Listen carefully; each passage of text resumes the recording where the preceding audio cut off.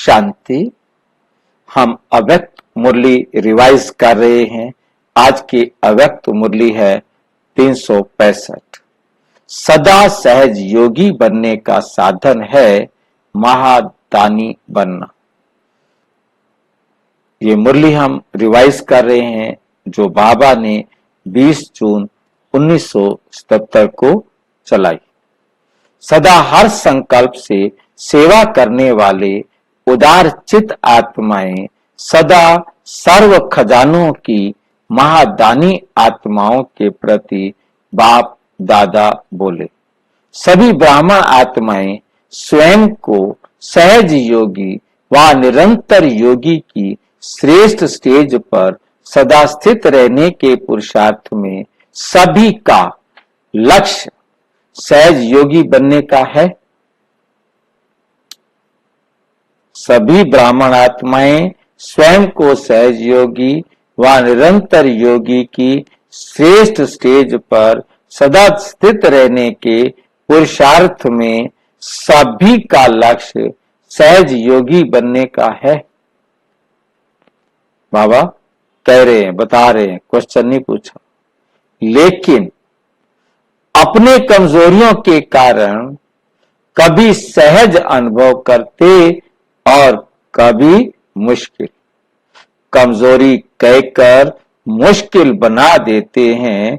वास्तव में हर एक श्रेष्ठ आत्मा व ब्राह्मण आत्मा, मास्टर सर्वशक्तिवान आत्मा, त्रिकालदर्शी मास्टर ज्ञान सागर आत्मा कोई भी कर्म में व संकल्प में मुश्किल अनुभव नहीं कर सकती। मुश्किल अनुभव नहीं कर सकती। सहज योगी के साथ साथ ऐसी श्रेष्ठ आत्मा स्वतः होती है। स्वतः होती है, क्योंकि ऐसी श्रेष्ठ आत्मा के लिए बाप और सेवा, बाप और सेवा यही संसार है। बाप की याद और सेवा के ब्राह्मण जन्म के संस्कार हैं। बाप और सेवा के सिवाय ना कुछ संसार में दिखाई देता है। संस्कार में और कोई संकल्प उत्पन्न हो सकता? बाबा पूछ रहे हैं यहाँ पर, बाप और सेवा के सिवाय ना कुछ संसार में दिखाई देता है। जहां भी दिखाई देता है बाबा दिखाई देता है और बाबा की सेवा दिखाई देती है। संस्कार में कोई संकल्प उत्पन्न हो सकता है। किसी भी मनुष्य आत्मा की बुद्धि संसार में संबंध और प्राप्ति की तरफ ही जाती है।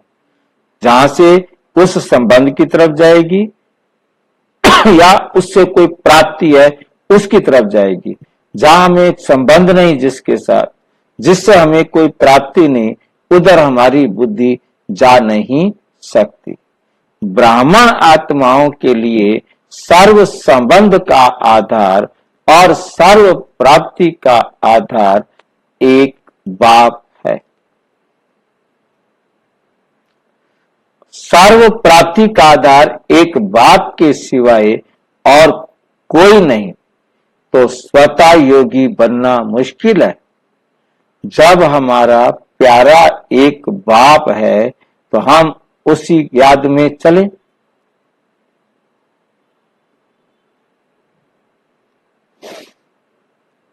तो स्वतः योगी बनना मुश्किल है या सहज है? ना चाहते भी बुद्धि वहां जाएगी जहां सर्व संबंध और सर्व प्राप्तियां। सर्व संबंध हमारा शिव बाबा के साथ है।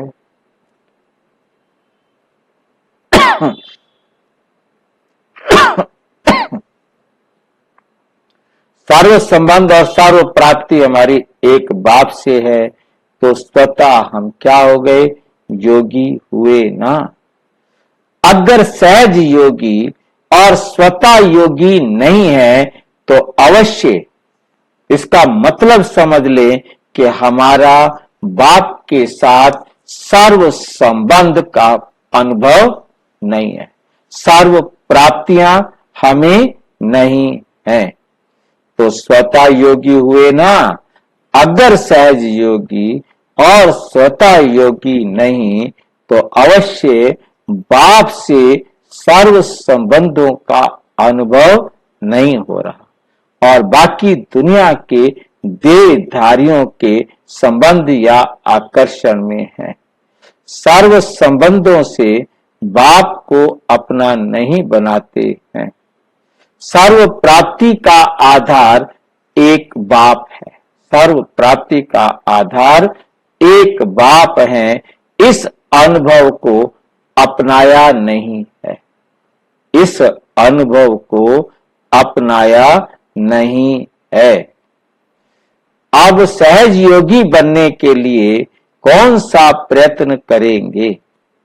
सहज योगी बनने चाहते हो ना, तो सदा सहज योगी अर्थात सदा सहयोगी, सदा सहज योगी बनने का साधन सदा अपने को संकल्प द्वारा, वाणी द्वारा, हर कार्य द्वारा विश्व की सर्व आत्माओं के प्रति सेवाधारी समझ, सेवा में सब कुछ लगाओ।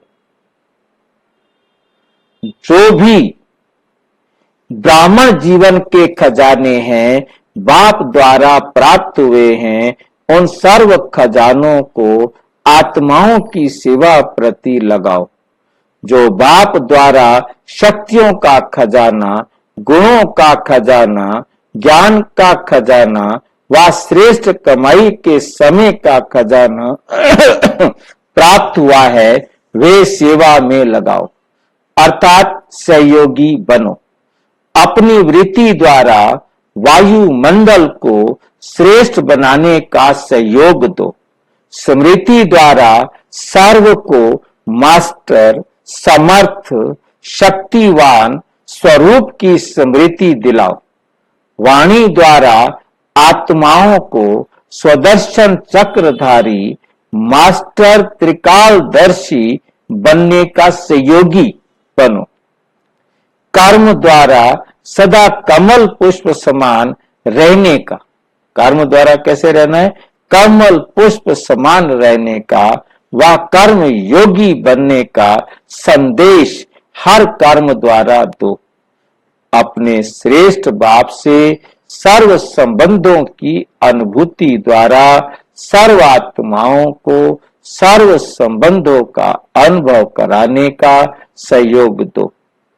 अपने रूहानी संपर्क के महत्व को जानते हुए, हम आत्मा संबंध मिल रहे ना, रूहानी संपर्क के महत्व को जानते हुए श्रेष्ठ समय की सूचना देने का व समय प्रमाण वर्तमान संगम का एक सेकंड अनेक जन्मों की प्राप्ति के निमित्त बना हुआ। सेकंड एक, परंतु प्राप्ति अनेक जन्मों की कर सकते हैं। एक कदम में पदम की कमाई। हमने एक कदम बाबा की श्रीमत पर उठाया तो वो पद्मों का खाता जमा हो गया।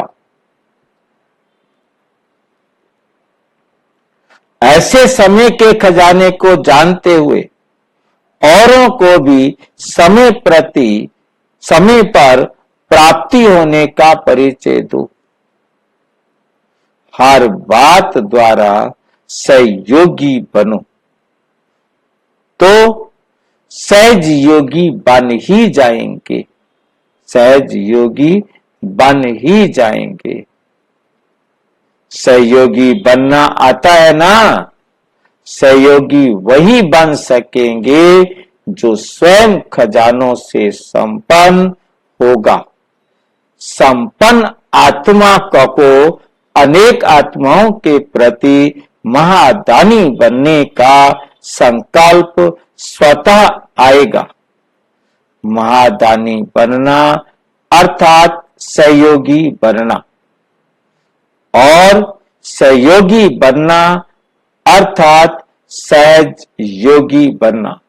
जो सहयोगी होगा, धीरे धीरे जब उसका प्यार बढ़ेगा तो वो सहज योगी बन जाएगा।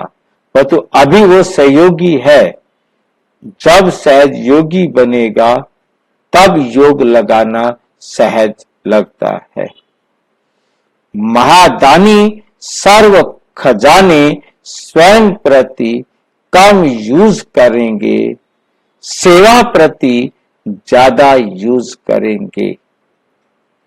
क्योंकि अनेक आत्माओं के प्रति महादानी बन देना ही लेना है, क्योंकि जो देंगे वही फिर मिलेगा। देना ही लेना है।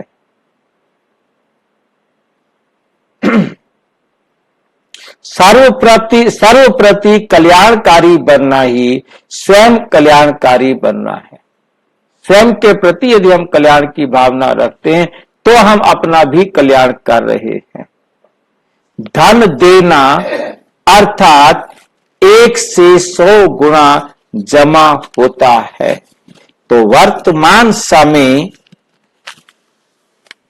स्वयं के प्रति छोटी छोटी बातों में वह चींटी समान आने वाले विघ्नों में अपने सर्व खजाने स्वयं प्रति लगाने का समय नहीं है। लाइन समझ में आई? छोटी छोटी बातों में चींटी समान आने वाले विघ्नों में अपने सर्व खजाने स्वयं प्रति लगाने का समय नहीं है। बेहद के सेवादारी बनो तो स्वयं की सेवा सहज हो जाएगी। फिराक दिल से उदार चित्त होकर प्राप्ति के खजानों को बांटते जाओ। उदार चित्त बनने से स्वयं का उद्धार सहज हो जाएगा। विघ्न मिटाने में समय लगाने के बजाय सेवा की लगन में समय लगाओ। ऐसे महादानी बनो जो हर संकल्प श्वास में सेवा ही हो। हमारा श्वास श्वास संकल्प में क्या हो? सेवा ही हो। तो सेवा की लगन का फल विघ्न सहज ही विनाश हो जाएगा। क्योंकि वर्तमान प्रत्यक्ष फल प्राप्त होने का समय है। अभी अभी सेवा का फल स्वयं में खुशी और शक्ति का अनुभव करेंगे। लेकिन सच्ची दिल की सेवा हो, सच्ची दिल पर साहेब राजी होता है। सच्ची दिल की सेवा हो, सच्ची दिल पर ही साहेब राजी होता है। कई बच्चे कहते हैं सेवा तो हम करते हैं लेकिन मेवा नहीं मिलता, अर्थात सफलता नहीं मिलती। ये क्यों होता है? ये क्यों होता है? क्योंकि सेवा 2 प्रकार से करते हैं, एक दिल से और दूसरी दिखावे से, अर्थात नाम मान शान की प्राप्ति करने के अल्पकाल की इच्छा से। जब बीज ही अल्पकाल का है, संकल्प ही अल्पकाल का है, तो बीज का अल्पकाल का फल नामी ग्रामी बनने का तो लेते हैं, तो सफलता का फल कैसे मिलेगा? सफलता का फल कैसे मिलेगा? नाम की भावना का फल नाम और शान के रूप में तो प्राप्ति हो ही जाता है। नाम और शान के रूप में तो प्राप्त हो ही जाता है।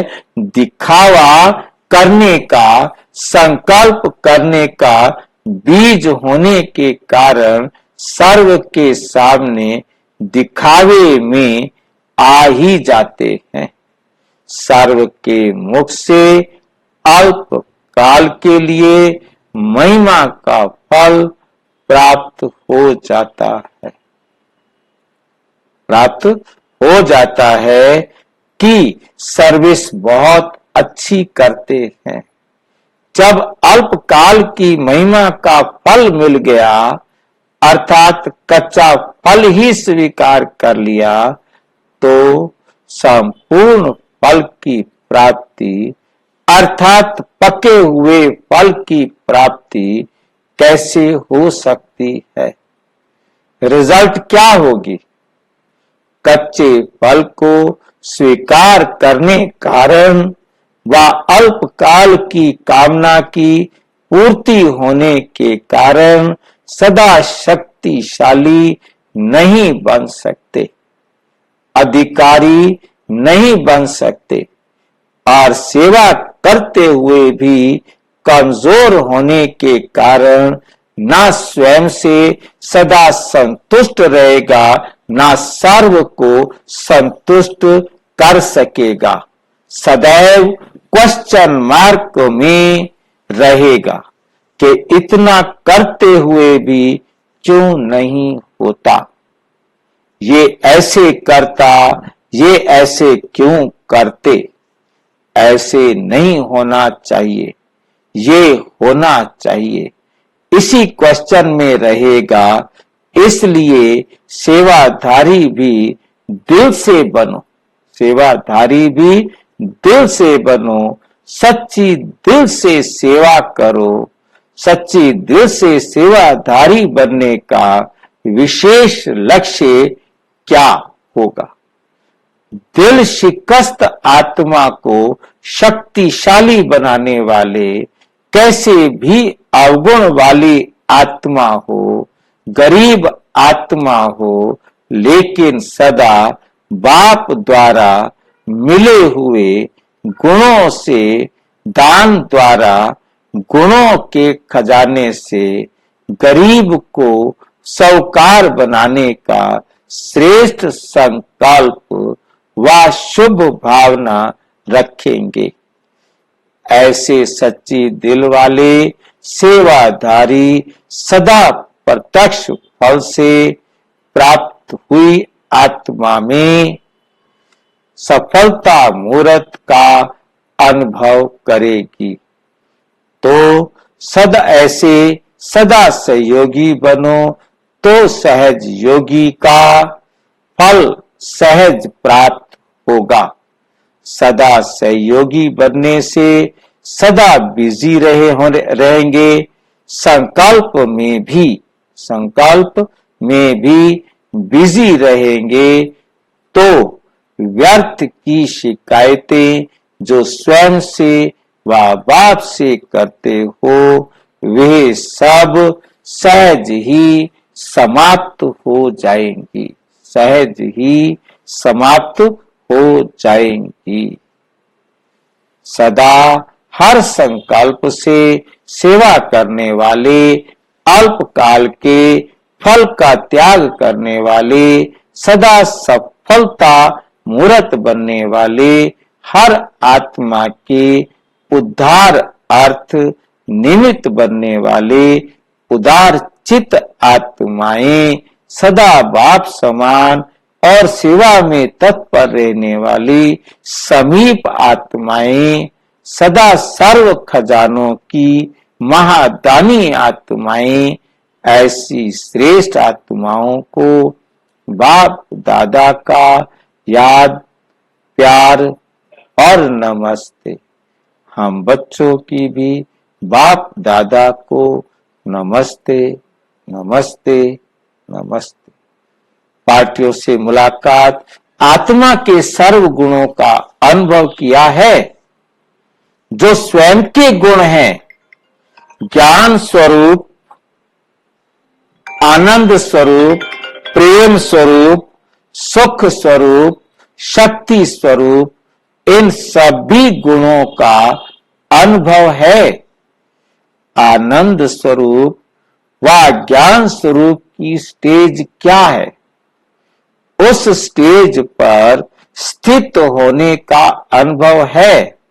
ये अनुभव करना अर्थात सर्व गुणों का अनुभव करना सिर्फ शांति को प्राप्त करना स्वयं पर है। अगर हर गुण का अनुभव होगा तो परिस्थिति के समय भी अनुभव के आधार से परिस्थिति को बदल देगा। इसलिए वर्तमान समय का पुरुषार्थ है हर गुण के अनुभवी बनना। ऐसा अभ्यास चाहिए जैसे स्थूल लिफ्ट होती है ना, उसमें क्या होता है, तो जिस नंबर का स्विच दबाओ उसमें ही पहुंच जाएगी। तो ये बुद्धि की लिफ्ट है, स्मृति का स्विच ऑन किया और स्वतः और पहुंच जाएंगे।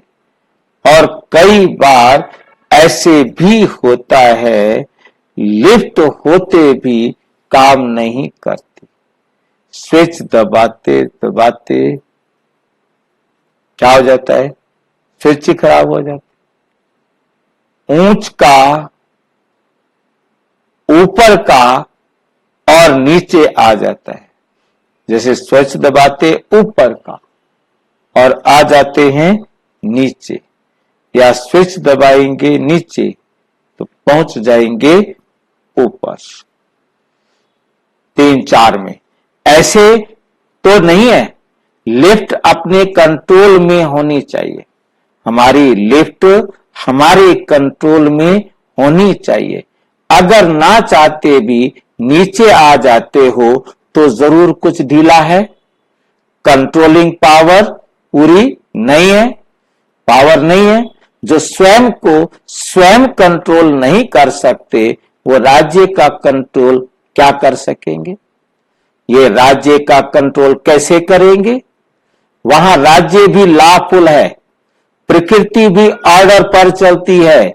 यहां तो प्रकृति धोखा दे देती है। तो प्रकृति के अधिकारी कौन बनेंगे, जो स्वयं के अधिकारी हैं। किसी भी संकल्प, स्वभाव, व्यक्ति, वैभव के अधीन ना हो, इसको कहा जाता है अधिकारी।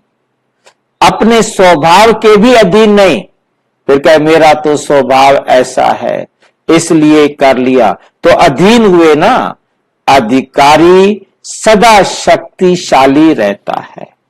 अधिकारी जो होता है वो सदा शक्तिशाली रहता है, वो कमजोर नहीं होता। और वह बाबा और वह ड्रामा के गीत गाते रहो तो सदा लगन में मगन रहेंगे, क्योंकि लगन में मगन वही रह सकता है जो साक्षी होकर हर पार्ट बजाता है। साक्षी होकर पार्ट बजाना माना अपने पार्ट को बाबा की श्रीमत पर हर समय चेक करता रहे कि ठीक है या गलत। जब गीत कोई गाता है तो उसी में मगन हो जाता है। ऐसे ये गीत गाने वाले सदा एक ही लगन में मगन रहते। एक बाप दूसरा ना कोई, यही गीत गाते रहो। बहुत लश्कर है, जितना बड़ा लश्कर होता है उतना अपना राज्य सहज ही प्राप्त कर लेते हैं। इतना बड़ा लश्कर है तो दिल्ली पर विजय हुई पड़ी है। कहां पर विजय हुई पड़ी है, दिल्ली पर विजय हुई पड़ी है। इतने सब अपने दृढ़ संकल्प से जो चाहें सो कर सकते हैं। वे आत्मज्ञानी भी जिस्मानी तपस्या से, अल्पकाल की तपस्या से अल्पकाल की सिद्धि प्राप्त कर लेते हैं। आप रूहानी तपस्वी परमात्म ज्ञानी हो, उन्हों का संकल्प क्या करेगा? सदैव विजयी रत्न की समृद्धि रहने से माया के अनेक प्रकार के विघ्न ऐसे समाप्त हो जाएंगे जैसे कुछ था ही नहीं। जैसे कहा जाता है ना, ऐसे विजयी बनो जो उनका नामो निशान गुम कर दो। सदा विजयी का नशा व स्मृति रहेगी तो माया के विघ्नों का नाम निशान भी नहीं रहेगा। माया के विघ्न मरी हुई चींटी के समान है। माया के विघ्न कैसे होते हैं? मरी हुई चींटी के समान। तो उनसे घबराने वाले तो नहीं हो ना, मरी हुई चींटी से तो नहीं घबराते रहोगे। शूरवीर महावीर विघ्नों से घबराएंगे नहीं। विघ्नों को समझ गए हो ना, क्या क्यों आते, कैसे समाप्त हो, इन सब का ज्ञान है, ज्ञान है ना। विघ्न आते हैं आगे बढ़ाने के लिए। विघ्न आने से अनुभवी और मजबूत बनेंगे। जानने वाले ज्ञानी समझदार विघ्नों से लाभ उठाएंगे, ना कि घबराएंगे। विघ्न आया है आगे बढ़ाने के लिए, ये याद आने से महावीर हो जाएंगे। व्यर्थ संकल्पों से घबराते तो नहीं, संकल्प के ऊपर विजय प्राप्त करने वाले घबराते नहीं। घबराएंगे तो माया कमजोर देख और वार करेगी। देखेगी बहादुर हैं तो विदाई ले लेगी, तो विदाई ले लेगी। अच्छा, ओम शांति। और विस्तार से जानने के लिए प्रजापिता ब्रह्मा कुमारी ईश्वरीय विश्वविद्यालय के किसी भी सेवा केंद्र पर संपर्क करें। और यदि कोई प्रश्न है तो 9213106986 पर केवल टेलीग्राम करें। 9650692270 पर केवल व्हाट्सएप करें, फोन नहीं। ओम शांति।